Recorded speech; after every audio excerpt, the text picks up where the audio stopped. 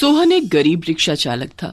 वो दिन भर मेहनत करता और कड़ी धूप में सड़क के किनारे खड़ा होकर सवारी का इंतजार किया करता, लेकिन उसके टूटे फूटे रिक्शे पर कोई बैठना नहीं चाहता था।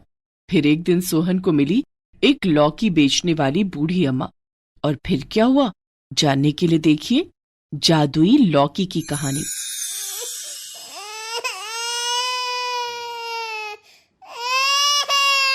सोहन की 5 साल की बेटी मुन्नी जोर जोर से रोए जा रही थी। अरे मुन्नी, क्यों रो रही है? सुबह से जिद लिए बैठी है कि लौकी की खीर खाऊंगी। अब खीर बनाने के लिए लौकी और दूध कहाँ से लाऊं? सोहन ने मुन्नी को समझाते हुए कहा। मुन्नी बेटी, आज शाम को मैं लौकी और दूध दोनों लेकर आऊंगा, तब तुम्हारी माँ तुम्हारे लिए लौकी की खीर बना देगी। मुन्नी खुश होकर बोली, सच बाबा, आप लौकी और दूध लाओगे ना? हाँ मुन्नी बेटी। थोड़ी देर बाद सोहन अपना रिक्शा लेकर सवारी की तलाश में निकल पड़ा। सोहन का रिक्शा काफी पुराना हो गया था और टूट फूट भी गया था, लेकिन उसकी मरम्मत कराने के लिए उसके पास पैसे नहीं होते थे, क्योंकि उसके रिक्शे की हालत देखकर कोई सवारी उसके रिक्शे पर नहीं बैठना चाहती थी। कभी उसे कोई सवारी मिल भी जाती तो वो बहुत कम पैसे देती। मालिक, इतनी दूर लेकर आया हूँ, कम से कम 50 रुपए तो देते। अरे अपने रिक्शे की हालत देखिए हैं? मुझे तो डर लग रहा था कि तुम्हारा रिक्शा कहीं जवाब न दे दे और कोई हादसा ना हो जाए। इसी तरह मेरी जान बची है भाई। उस आदमी ने सोहन को 20 रुपए पकड़ा दिए और चला गया। इस तरह सोहन की कमाई दिन पर दिन कम होती जा रही थी और गरीबी बढ़ती जा रही थी। आज मुन्नी के लिए लौकी और दूध लेकर जाना है, इसलिए सोहन सड़क के किनारे खड़ा होकर सवारियों को आवाज लगाने लगा।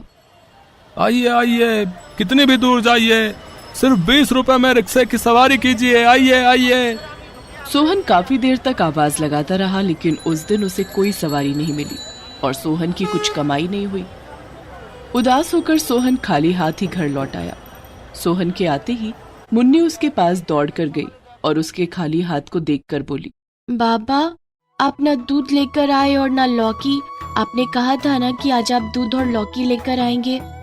सोहन ने मुन्नी को गोद में उठाकर कहा, अब मेरी प्यारी बिटिया, मैं तेरे लिए कल जरूर से लौकी और दूध लेकर आऊंगा, साथ में मावा भी लाऊंगा। मावा भी? फिर तो लौकी की खीर खाने में बड़ा मजा आएगा। मुन्नी चहकती हुई सोहन की गोद से उतरी और अपने खिलौनों से खेलने लगी। मुन्नी को तो समझा दिया, लेकिन अब खुद को कैसे समझाओगे? घर में खाने के लिए कुछ भी नहीं है, राशन के डिब्बे खाली पड़े हैं, 2 वक्त की रोटी मिल पाना भी मुश्किल हो रहा है। मैं कहती हूँ ये रिक्शा बेच क्यों नहीं देते?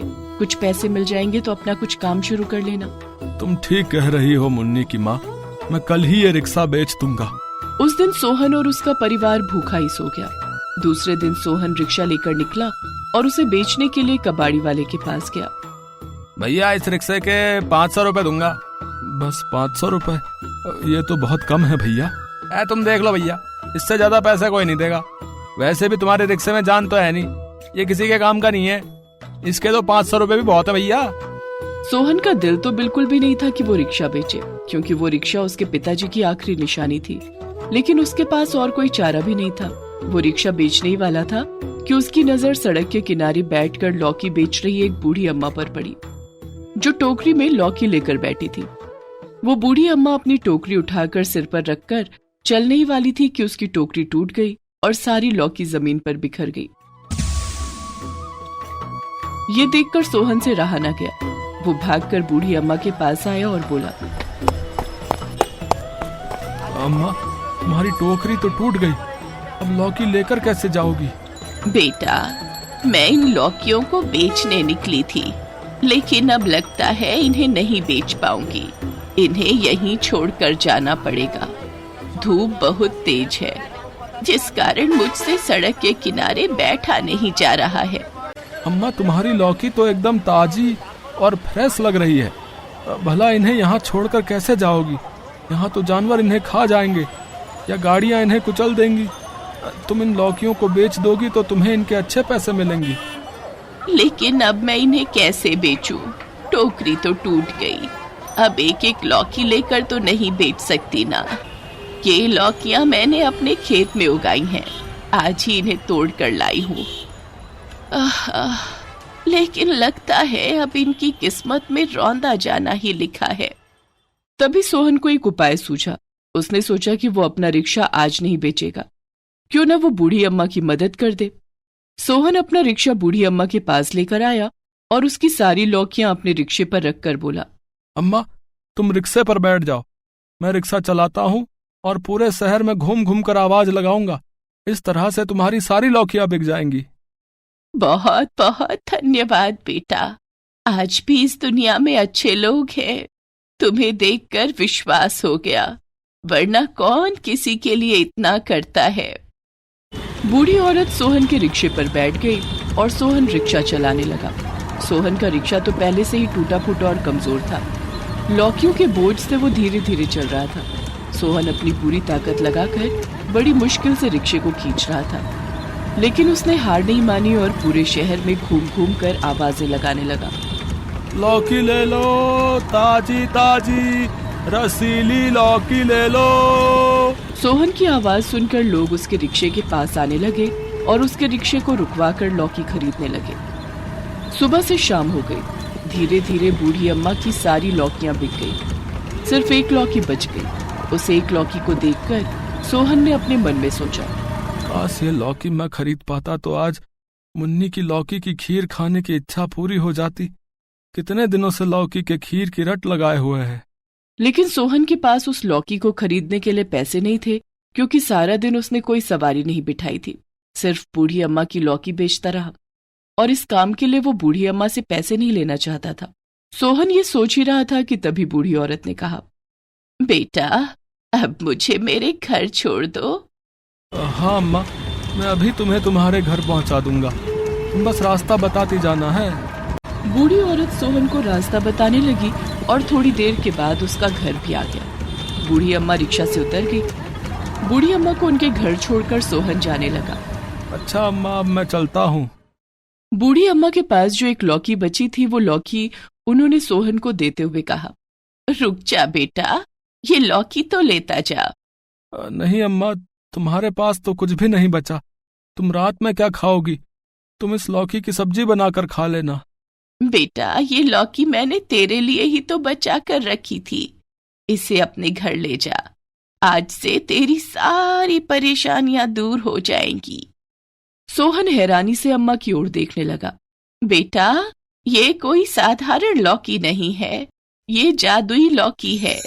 इस लौकी के जितने ही टुकड़े करोगे, हर टुकड़ा तुम्हारी इच्छा के अनुरूप बदल जाएगा। सोहन को बूढ़ी अम्मा की बात पर विश्वास नहीं हो रहा था। उसने बूढ़ी अम्मा से लौकी ले ली और घर आ गया। उस दिन मुन्नी लौकी देखकर बहुत खुश हुई। माँ देखो, बाबा लौकी लेकर आए हैं। आज तो घर में लौकी की खीर बनेगी। ये क्या, आप तो रिक्शा बेचने गए थे ना? हाँ, बेचने तो गया था लेकिन नहीं बेच पाया। मोहन ने संगीता को बूढ़ी अम्मा वाली सारी बात बताई। तो क्या ये सच में जादुई लौकी है? लेकिन वो बूढ़ी अम्मा कौन थी? उनके पास जादुई लौकी कहाँ से आई? पता नहीं ये लौकी जादुई है भी या नहीं।